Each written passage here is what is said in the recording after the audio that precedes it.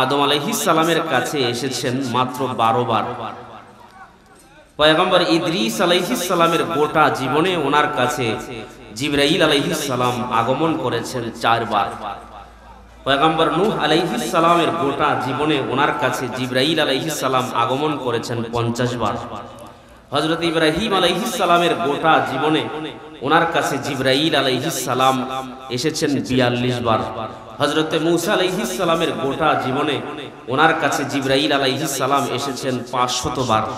হযরত ঈসা আলাইহিস সালামের গোটা জীবনে ওনার কাছে জিবরাইল আলাইহিস সালাম এসেছেন মাত্র 13 বার। হযরতে ইয়াকুব আলাইহিস সালামের গোটা জীবনে ওনার কাছে জিবরাইল আলাইহিস সালাম এসেছেন 4 বার। হযরত আইয়ুব আলাইহিস সালামের গোটা জীবনে ওনার কাছে জিবরিল আলাইহিস সালাম এসেছেন 30 বার। আর আমাদের নবী, সরকার নবী, সরদার নবী হযরত মুহাম্মদ মুস্তাফা নবী সাল্লাল্লাহু আলাইহি ওয়াসাল্লামের কাছে জিবরাইল আলাইহিস সালাম নবীজির গোটা জীবনে আগমন করেছেন 24,000 বার। সুবহানাল্লাহর আওয়াজ তো ভাই হইল না? আমাদের নবী, সরকার নবী, সরদার নবী হযরত মুহাম্মদ মুস্তাফা নবী সাল্লাল্লাহু আলাইহি ওয়াসাল্লামের কাছে জিবরাইল আলাইহিস সালাম আগমন করেছেন 24,000 বার। এই প্রথম আয়েশা বলতেছে, মুহাম্মদ ইকরা, আপনি পড়ুন। আল্লাহর রাসূল বলেন, মা আনা বিকারিন, আমি তো পড়তে পারি না। আল্লাহর রাসূল না মক্তবে পড়েছেন, না মাদ্রাসা, কলেজ, ইউনিভার্সিটি কোথাও পড়েন নাই। তা আল্লাহর রাসূল বলেন, মা আনা বিকারিন, আমি তো পড়তে পারি না। জিবরিল আলাইহিস সালাম নবীজিকে টান দিয়া বুকের সাথে জড়ায়া জোর করে চাপ দিয়ে ধরছে। দইরা ছাইরা দিয়া কয় পড়েন। আল্লাহর রাসূল বলেন, মা আনা বিকারিন, আমি পড়তে পারি না। এইভাবে 3 বার চাপ দিলেন, 3 বার ছাড়লেন। জিবরাইল আলাইহিস সালাম তৃতীয়বার ছেড়ে দিয়ে যখন বলছেন আপনি পড়ুন, আল্লাহর রাসূল সূরাতুল আলাকের প্রথম 5টা আয়াত পড়েছেন। ইকরা বিসমি রাব্বিকাল্লাযী খালাক, খালাকাল ইনসানা মিন আলাক ইলা আখির। 5টা আয়াত পড়ছেন। পড়ার পরে জিবরাইল উদাও চলে গেছে। তাফসীরে ইবনে কাসির এসেছে, জিবরিল আলাইহিস সালামের সাথে যে এই ঘটনাগুলো ঘটলো, নবীজি ঘাবড়ে গেছেন, প্রচন্ড জ্বর চলে আসছে, শরীর গরমাক্ত হয়ে গেছে। আল্লাহর রাসূল দ্রুত পাহাড় থেকে নেমে আম্মা জান খাদিজাতুল কুবরা রাদিয়াল্লাহু তাআলা আনহার হুজরা মুবারকে ঢুকছেন। দুইকেই বলতেছেন, জাম্মিলুনি জাম্মিলুনি, খাদিজা তাড়াতাড়ি চাদর দিয়ে আমারে ডাকো, তাড়াতাড়ি আমারে চাদর দিয়ে আবৃত করো। ঘরে যদি বিচক্ষণা স্ত্রী থাকে তো স্বামী উদ্বিগ্ন অবস্থায় ঘরে ঢুকলে স্ত্রীর দায়িত্ব, কর্তব্য হচ্ছে স্ত্রী জিজ্ঞাসা করবে, কি গো স্বামী আপনার কি হয়েছে? কি বলেন ঠিক কিনা? আমার মুসলমান ভাইরা, ও পর্দার আলের মা বোনেরা, কান পেতে শোনো মা। আম্মা জান খাদিজাতুল কুবরা রাদিয়াল্লাহু তাআলা আনহা আল্লাহর নবীজি সরকারে দুজাহান সাল্লাল্লাহু আলাইহি ওয়াসাল্লামকে উদ্বিগ্ন অবস্থায় দেখার পরে তিনি জানতে চাইলেন, ওগো নবীজি কি হয়েছে আপনার, বলুন। তো একজন বিচক্ষণা নারী তার স্বামী ঘরে আসলে জিজ্ঞাসা করবে, স্বামী হে, কেন পেরেশান মনে হচ্ছে, কি হয়েছে আপনার?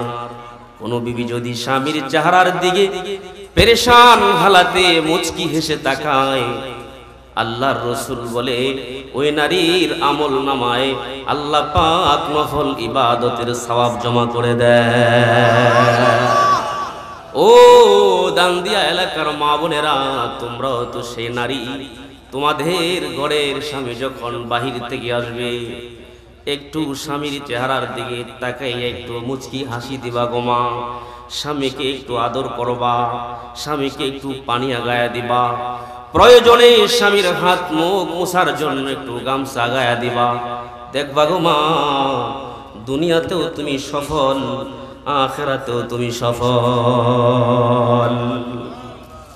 আম্মা জান খাদিজাতুল কুবরা রাদিয়াল্লাহু তাআলা আনহা বলেন, নবী মনে হয় অনেক পেরেশান অবস্থায় আপনি আমার ঘরে ঢুকেছেন, কি হয়েছে বলুন। আল্লাহর রাসূল বলে, খাদিজা, খাশিতু আলা নফসি, আমি আমার জানের উপরে ভয় পাচ্ছি। খাদিজা রে, মনে হয় আমি মুহাম্মদ আর বাঁচব না। ওরে খাদিজা, মনে হয় আমি আর দুনিয়ায় বাঁচব না, মনে হয় আমার মরণ চলে আসছে। আম্মা জান খাদিজাতুল কুবরা রাদিয়াল্লাহু তাআলা আনহা নবীর চেহারার দিকে তাকায়া বলে, কাল্লা ওয়াল্লাহি, আল্লাহর কসম করে বলি কশিন কালেও আপনার মরণ হবে না। কি হয়েছে আপনি বলুন।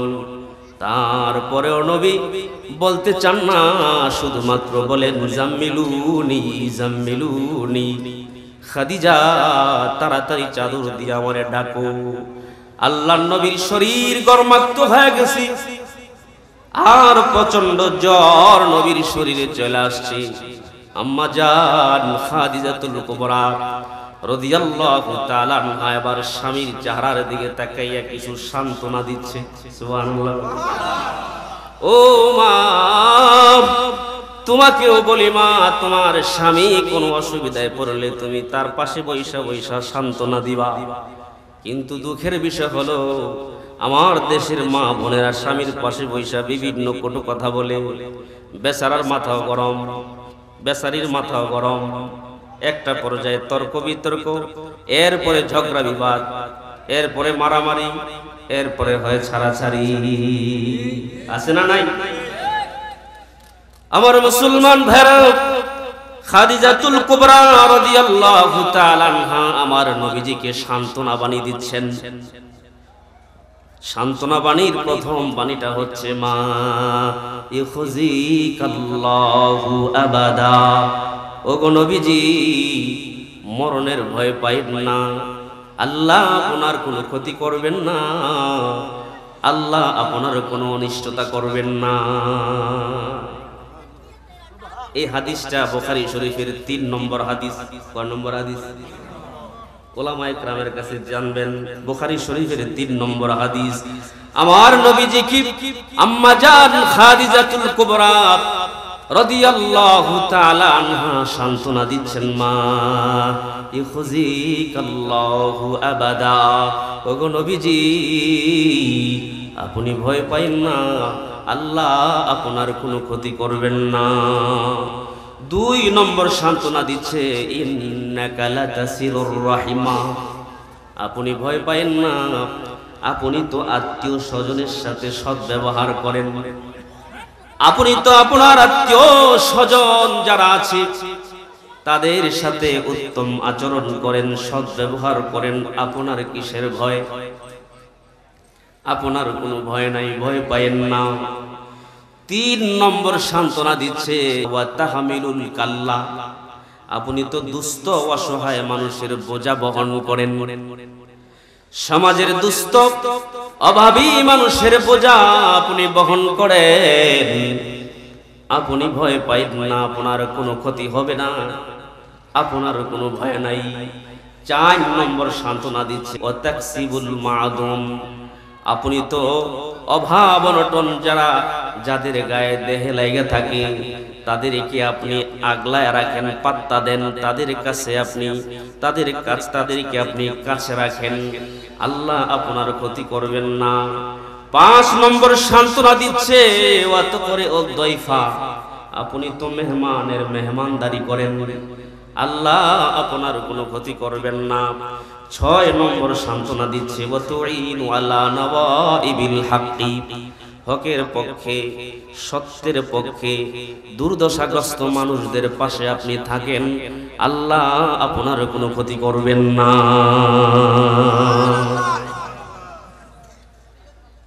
এইভাবে করে করে আমার নবীজি সরকারে দু জাহান সাল্লাল্লাহু আলাইহি ওয়াসাল্লামকে ওনার প্রিয়তমা স্ত্রী আম্মা জান খাদিজাতুল কুবরা রাদিয়াল্লাহু তাআলা আনহা একের পর এক সান্ত্বনা দিচ্ছেন। যতই সান্ত্বনা দিচ্ছে বাবা, আমার নবীজি কতক্ষণ পর পর উঠাই কয় জাম্মিলুনি জাম্মিলুনি, চাদর দিয়া ডাকো। এই যে বিশাল আকৃতির জিব্রাইলকে দেখছে, জোর করে বুকের সাথে চাপ দিছে, প্রচন্ড জ্বর চলে আসছে। আম্মা জান খাদিজাতুল কুবরা রাদিয়াল্লাহু তাআলা আনহা নবীজিকে বিছানায় শোয়াইয়া একটা চাদর দিয়া ডাইকা দিছে। প্রচন্ড জ্বর যখন মানুষ দেহে আসে, প্রচন্ড জ্বরের মুহূর্তে বিদেশি একটা কম্বল জড়াইয়া দিলে কেমন আরাম না বেরাম? জোরে কোন আরাম না বেরাম?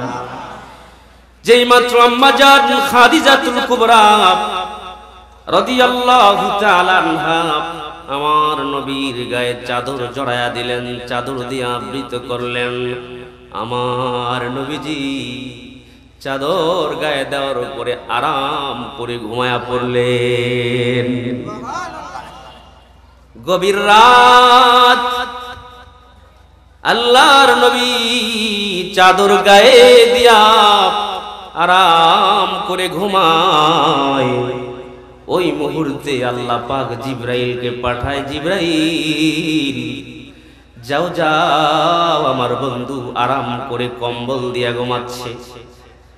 এর জিব্রাইল, এই মুহূর্তে আমার বন্ধুর কাছে তুই সূরা মুজাম্মিলটা নিয়ে যা। জিব্রাইল আলাইহিস সালাম আয়েশা দেখে আম্মা জান খাদিজাতুল কুবরা রাদিয়াল্লাহু তাআলা আনহার গড়ে চাদর দিয়া আরাম করে নবীজি ঘুমায়। জিব্রাইল আলাইহিস সালাম কুরআনুল কারীমের ৭৩ নম্বর সূরা সূরা মুজাম্মিলটা নিয়ে দাঁড়ায় আছে। আল্লাহর রাসূল আরাম করে ঘুমাচ্ছিলেন। জিব্রাইল বলেন, আল্লাহর রাসূল ঘুমাচ্ছিলেন আর আমি এই সূরার শুরু প্রথম আয়াত দিয়ে নবীজিকে ডাকছিলাম। এই সূরার প্রথম আয়াত হলো ইয়া আইয়ুহাল মুজাম্মিলু কুমিল লাইলা ইল্লা কালিলা। চাদর দিয়ে যখন ঘুমাইছে তো ডাকটা এইভাবে দিছে, ও চাদরওয়ালা। সুবহানাল্লাহ। ও চাদরওয়ালা, আর ঘুমায়েন না, তাড়াতাড়ি ঘুম থেকে জাগুন। ঘুম থেকে জাগ্রত হয়ে রাতের কিছু সময় বাদ দিয়ে আপনি তাহাজ্জুদ পড়ুন। এই গভীর রাতে আল্লাহর রাসূল ঘুমের মধ্যে এই মুহূর্তে সূরা মুজাম্মিলটা নাজিল হয়েছে। সুবহানাল্লাহ বলেন।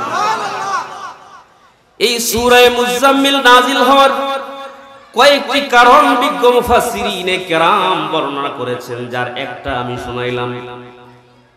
এই সূরাতে 20 খানা আয়াত আছে। সবগুলো আয়াতের তরজমাও যদি শোনাই সারা রাত পার হবে। শুধুমাত্র এই সূরাটার প্রথম 10টি আয়াতে আল্লাহ পাক আমার নবী সরকার নবী বাদশাহ নবী সরকারে দু জাহান নবী সাল্লাল্লাহু আলাইহি ওয়াসাল্লামকে 6টি কর্মসূচি দিলেন।